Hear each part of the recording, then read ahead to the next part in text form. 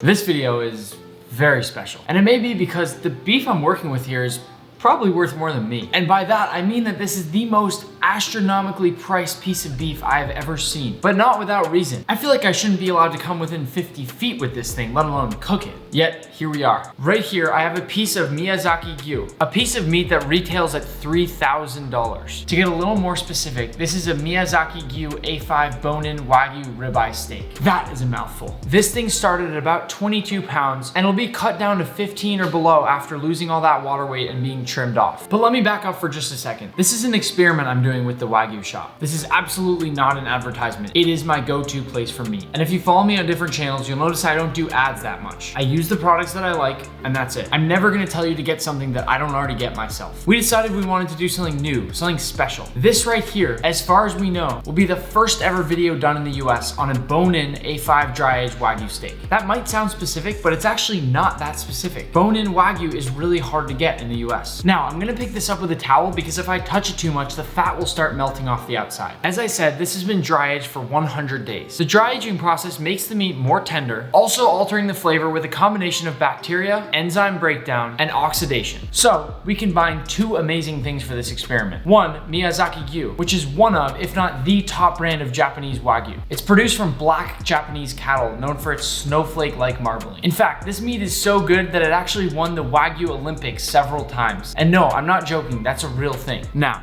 this right here is called the bark. Listen.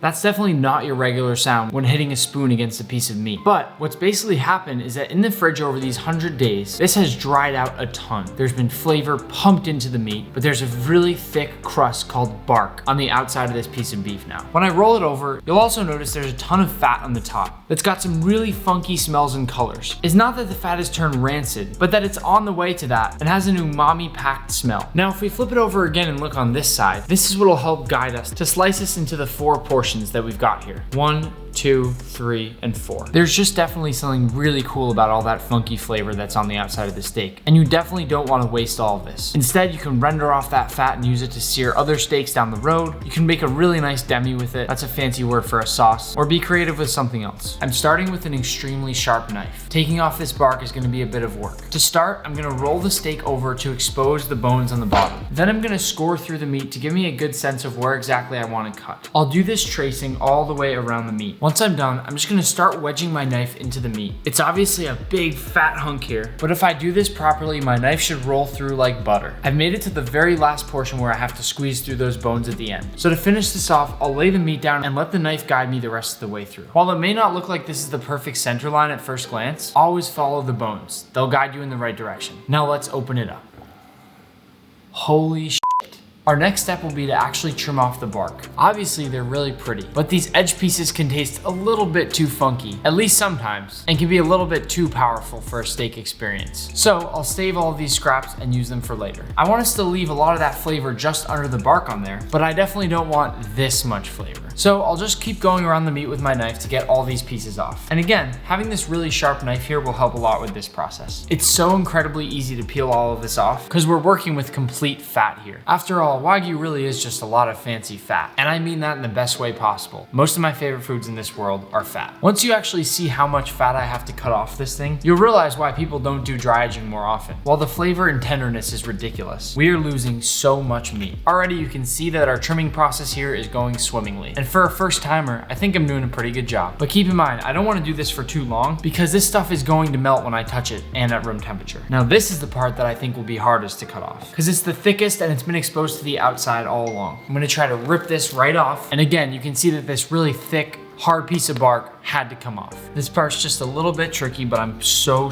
close to having this steak complete. I may have to cut right around the edges of the bone here. And once I've done that, it should be able to just kind of ease this off. This right here has a ridiculously funky smell. Almost too much for me, if I'm being honest. And there's definitely some sort of bacteria growth happening right in this yellow spot. I've trimmed this piece down to a point where I think it's pretty good. There's definitely a lot of funkiness happening right here, but as long as that's okay for me to eat, I'm actually okay with trying it. I mean, how often am I gonna get to try it in 100 days? day dry aged steak, let alone Wagyu. Now I want to cut through here to separate this into 2 portions. I'm gonna score all around the edges to give myself a guiding point. And once I've done that, I'll come straight through the center with my knife, trying to sway back and forth as I did before, and hopefully this will give me 2 nice pieces. And there you have it. I've done really good work here. This is a ready to cook piece of dry aged Wagyu. Keyword, bone in, which means flavor. And it only took this many scraps to get there. I don't want to take any chances with this meat. So I'll put it into a large sous vide bag. I've even double sealed it at the bottom for extra protection. Then I'll add a few sprigs of rosemary, 1 shallot that's been chopped into a few pieces,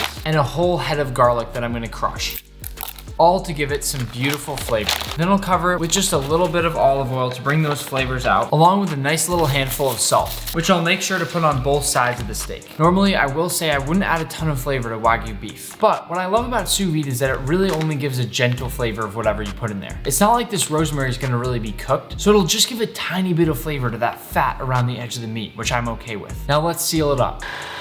And there it is. Our steak is ready to go into our sous vide. Note how I don't have anything against this. I don't want anything pressing or imprinting this meat. It's so incredibly delicate. This water right here is 129 degrees Fahrenheit. But because Wagyu is so delicate, I'm gonna put this in the fridge immediately once it's cooked. I'll leave this in the water bath for about an hour and a half. Here goes the plunge.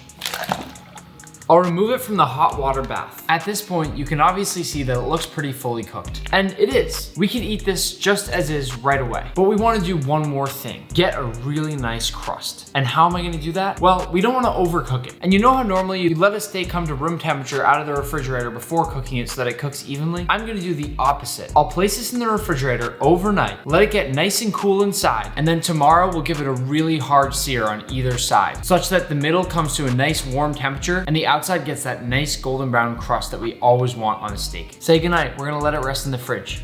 Now that this has had time to properly rest, we'll cut it out of the sous vide bag. The smell is incredible. It's like a combination between meat and some sort of liver. And it's hard to explain, but that's an amazing smell. Couple that with just a little bit of rosemary and garlic, and you're talking about unbeatable flavor. Let's pull this from the bag and see what we got. This is genuinely one of the best smells I've ever experienced in the kitchen. It's so complex, and as a chef, it almost confuses me a little bit. Hits me with this smell I've never experienced before, and I don't know how to process it. Well, actually I do. Let's cook it and eat it. Now starting with the fat cap, which is this area right along here, I'll render off some fat. This will help to oil up our surface here. And it also gets the fat on the edge of the meat really crispy, which in my opinion is one of the best parts of meat. You can see now that that fat is really nice and golden brown. Now I'll just roll it slightly up to get the other portion of the meat. Now we'll lay down the steak to get the nice hard crust. I'll press to make sure that the entire thing is touching. Now we'll flip.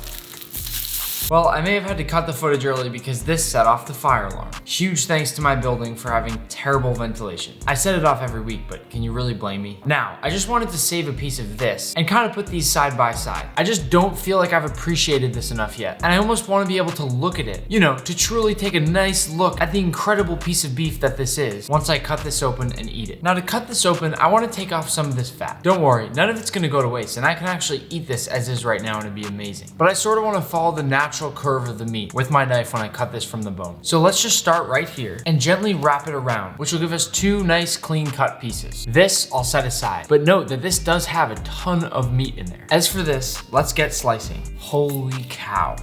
Holy cow. Great name for a steak restaurant. Any of you can take that if you want. I love how clean cut this meat looks once I slice it. It's almost too easy to get those perfect cuts. And like I think I've talked about before, it is like slicing through butter. Now we can really look at our Wagyu compared to our meat that we've just cut. All of the smells coming off this whole cutting board right now, mind blowing. Though we already have quite a lot of seasoning on this meat, this would certainly be an appropriate time to drop just a little bit more flaky salt across this meat. I mean, without a question, it's the juiciest meat I've ever seen. I always like to kind of reheat my steak just a tiny bit individually, piece by piece, before I go ahead and eat it. So you'll see I added a little extra sear to the edge of this one. I think this thing kind of speaks for itself, but the last thing we have to do is taste it, and that's gonna be the hardest part. Oh my God. Fuck. Before diving into anything, I'll say this. First of all, in part, I'm speechless for a lot of different reasons. Yes, this could be the single best bite of meat I've ever had. At the same time, this isn't the type of meat that you eat every day. It's so incredibly fatty. So much, in fact, that your entire mouth is coated in that fat and continues to be coated in fat after eating it. This fat is a developed, complex, amazing flavor. This fat has just as much time and energy put into creating the flavor in it as there is in the meat itself. They work together in unison, in a perfect harmony. But where it gets cool ruler is eating the edges. You know, where all that funkiness is as you get closer to the edge. You see, when I'm trimming it, I can really do whatever I want. I can trim way in, keeping out a lot of that weird funky flavor, or I can leave some of those trimmings on, which I did. So I'm gonna eat a couple different pieces of this from different areas and try to tell you exactly what each one sort of tastes like. All right, here we go. Honestly, that piece reminds me a little bit of that buttery popcorn flavor. Let's give this different piece a try. Okay, that piece was a little chewier, a little bit less fat. I get that kind of robust, meatier flavor in that one. Let's keep going. Whoa.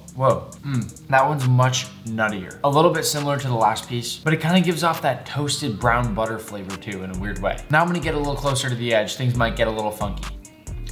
It's very cheesy, like one of those kind of soft brie cheeses. Wait, goldfish. It tastes a little bit like goldfish. You're telling me right now that this $3,000 steak tastes like goldfish. 1 or 2 more pieces. I'm gonna get real funky on you. Okay, now I can't stop thinking of a toasted cheesy snack. The best toasted cheesy snack you've ever had that's hot and melts in your mouth when you eat it. Okay, to finish, I have one of those edge pieces, like really funky pieces. As in, this probably has a little bit of mold in it, or a lot of mold. I don't like the smell either. It almost smells a little bit like pee, but I'm trying this for you, okay?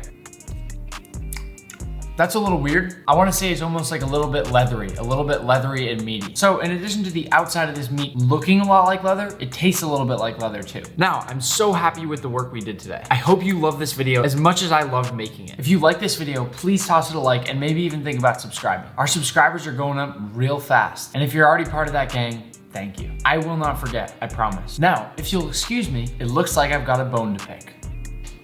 Want a bite?